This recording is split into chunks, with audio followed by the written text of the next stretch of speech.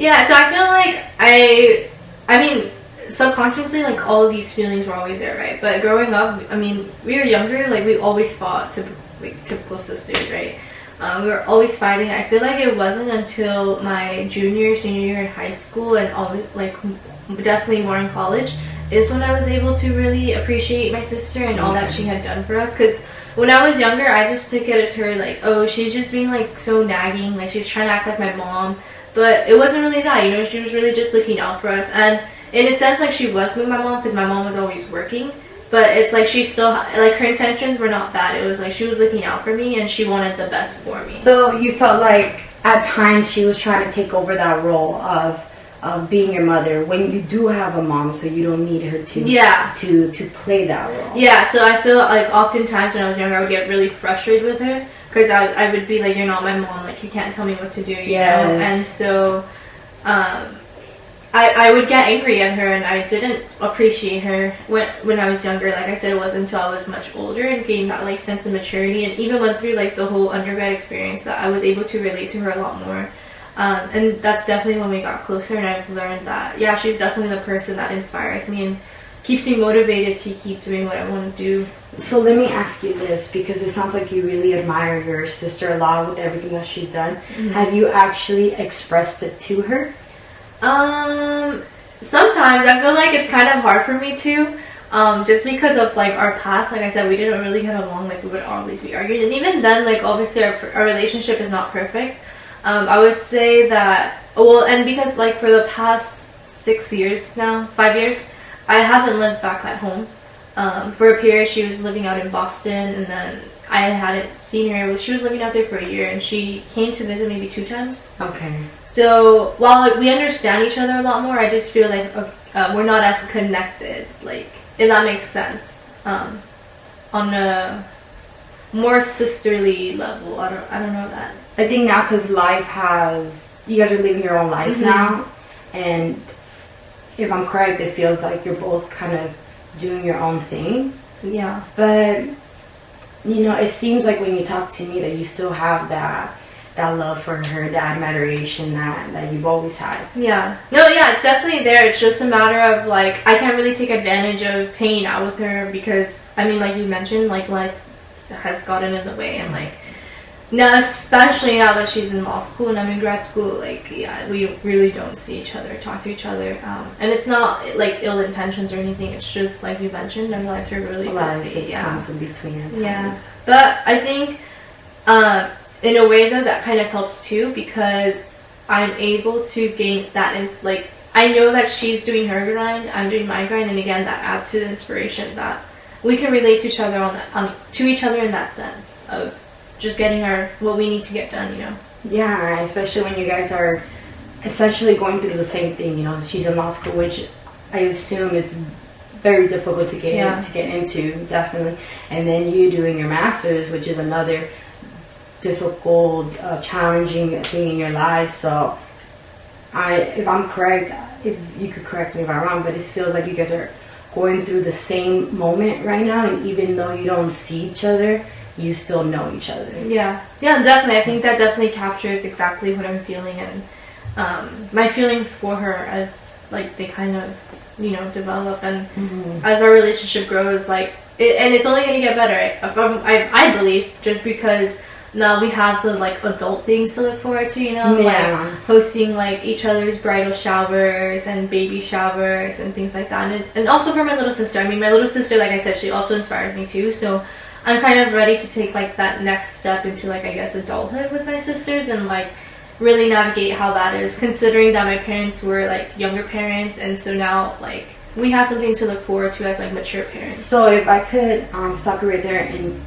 go back to when you mentioned your parents, how do you think that they feel seeing you and or your sisters being bigger than they ever thought that? Yeah, I think it's definitely another aspect that's inspiring, just because, again, like I said, as I mentioned, my parents never thought that they would amount to anything, but they've amounted to a lot of things through us, you know, through me and my sisters and what we've accomplished. And I know my dad is like definitely the one like all the time who tells us like, I'm so proud of you, I'm always talking about you guys. Like he tells us, and like because he works in the psych field as well, so he sees a lot of students who have like mental breakdowns, and then they get, so he's always like thinking about us, mentioning us, and just like worrying about us. So I know definitely my dad, like while he knows we're still in our grind, he's definitely always worried too though, just making sure that we're being like healthy and taking care of ourselves. So definitely it's expressed a lot more through my dad. My mom, obviously, yeah, she's very grateful and everything. Yes. I just think my mom doesn't show as much affection, so it's kind of hard to read her sometimes, but I know she's definitely proud. She always says like that we got it from her, so so I know that she's like I said, I know she's proud. That's a great thing, not to be able to, for the kids to be able to inspire the parents. Like it's kind of like a change of roles. Yeah, and I think it's pretty awesome because like in part of it too, we've gotten opportunities to travel a lot more as a family, which again I think is just something my parents never envisioned when they were going through their experience as young parents. So it's really nice. And like sometimes or recently actually, they've been taking a lot more vacations, just like them two. And I'm seeing like international, they went to Cambodia and Thailand for 2 weeks, and they're finally going to Europe. Yeah, so then again that continues inspiring my sisters and I, which again just kind of goes in through this like, I guess cycle. You could say cycle, all of us kind of inspiring. So I guess in a way it's my older sister, but in a way you could also say it's my family as well, since I know I've talked a lot about my family as a whole. Yes. Yeah. If I'm hearing you right, I would say that your sister might have began it for you guys, but if each of you didn't have that dedication, then it would have just stopped at her. Yeah. You know, but if you were feeling the same way, like you wanted to be something bigger than life, and now you want to do that for your little sister. It's because I mean she showed us that she wanted to be better than life, and I mean I was like, okay, then I'm gonna be better than her at better than being life, you know. And my little sister's like the best at being like life. So it's just like I said, it kind of just it that word like a bit trickling down, that definitely captures what happened. And speaking about how, you know, it's your older sister and your little sister, do you think it's easier now for your younger sister, since both of you, she has 2 examples where you had only your one sister, but now she has 2 sisters that can open new opportunities for her? Yeah, I definitely know that she's grateful for it. I know she gets a lot from us, like us being on her case and things like that, but again, she wouldn't be the person that she is without the experiences and everything that she's kind of learned through us and our experiences as well, you know. Like we've done things and we can tell her like, oh, actually don't do that, that's not the smartest way to go about things. So yeah, but then I also feel bad for her because I know she senses a lot of pressure. I have to say my mother, because, you know, when she was really young, when she met my dad, you know, they migrated over here, left her family and began working in a male-dominated field. Sorry to interrupt. Just before we continue, may I ask where she came from? What? Yeah, she came from Jalisco. Okay. Specifically, Belén de Refrijo. I don't know if you know what that is. I've never heard of it. But it's a little town, you know? But she came out here when she was only, I believe, 20, 21. Okay. With my dad. They both, you know, came out here. And my dad decided to become a truck driver. So he got his license to do that. And then he took my mom with her and was like, you are going to learn. And my mom, she told me the stories where it took her maybe 8 times to take the test.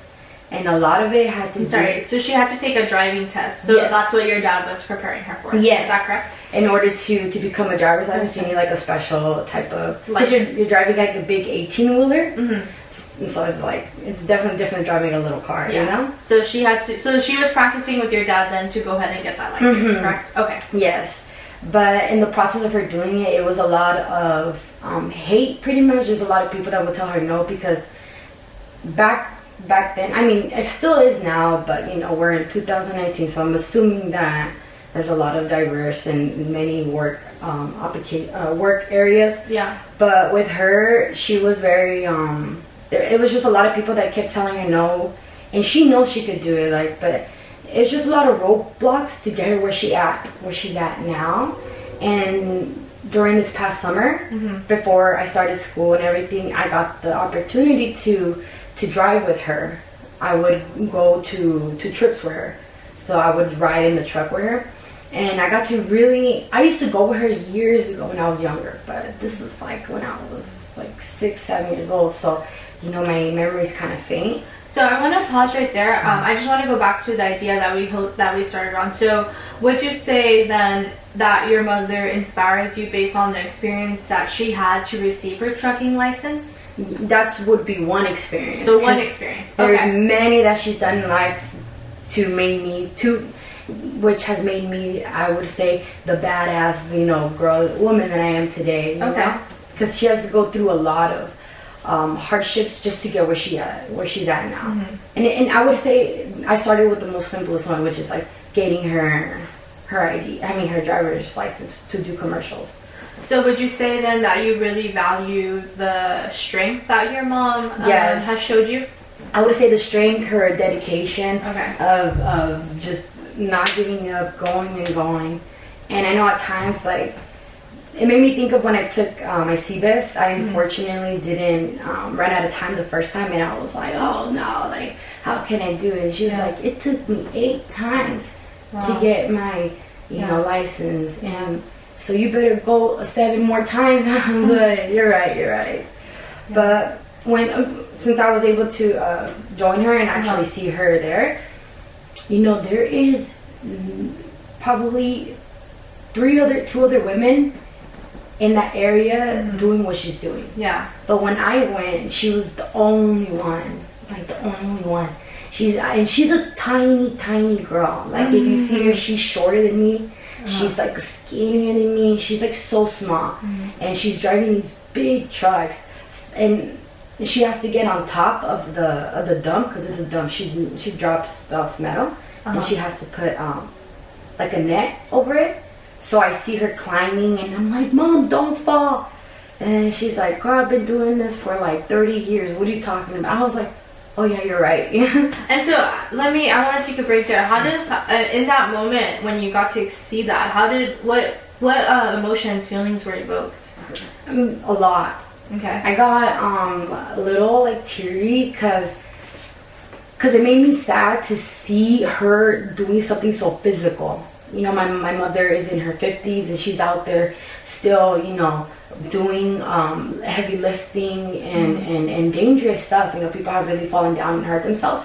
And it also made me really proud as well to see her do all those things and be as tiny as she is, and be the only woman out there, you know, doing this incredible job that she's doing. So would you say then so in summary, are you proud of her because she's older, not only that she's a woman, but that she's a little bit older in age and she's still out there doing this type of work? She may be older, but trust me, she could outrun me. You know, she'd be here or going hiking, working out, doing what she has to do. So she lets me know that the only reason why you're not capable of doing something is because you're holding yourself back. Yeah, definitely. You know, she's very like, and even with like besides her job, you know, I don't know if you could tell, but you know, my family's Hispanic, straight up Latinos. And has a culture of having a lot of machista men, you know, very like women stay here, and you know, that type of idea. And there was this one time when I got my driver's license, and I told her I want to drive to LA to my cousin's house. Yeah. And I barely got my driver's license. LA is like an hour to 50 minutes from here, and she was like, "Go for it."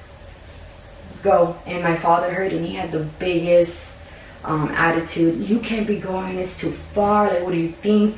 And that's when I really witnessed her telling her she could do whatever she wants. Not whatever she wants, don't get me wrong, but she could do it. Like, what's the problem?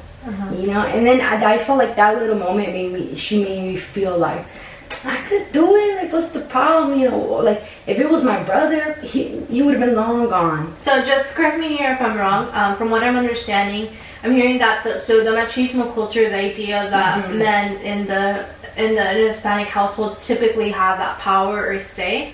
Yes. If I'm correct, if I'm understanding that from a cultural perspective.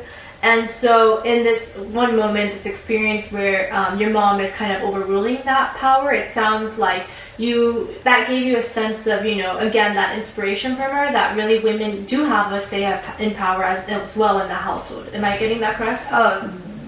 Spot on. Okay. Because she's, you know, she could have been because I mean, most of my family, all of them are Latino. So when I go to my aunt's house, or it's a very different vibe there. You know, my cousins they can't even go down the street to the store. Right. You know, and go to the movies, and I'm like appalled, like what's the problem? And then I come home, and then my mother would tell me, I never want you to feel because you are a woman that you can't do certain things.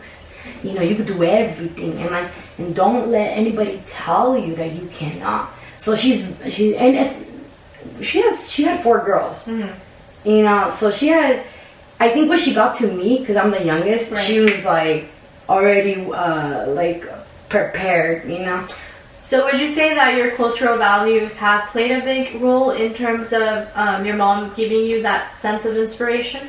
Yeah, I feel like she kind of like modernized it. It's very old school. Right.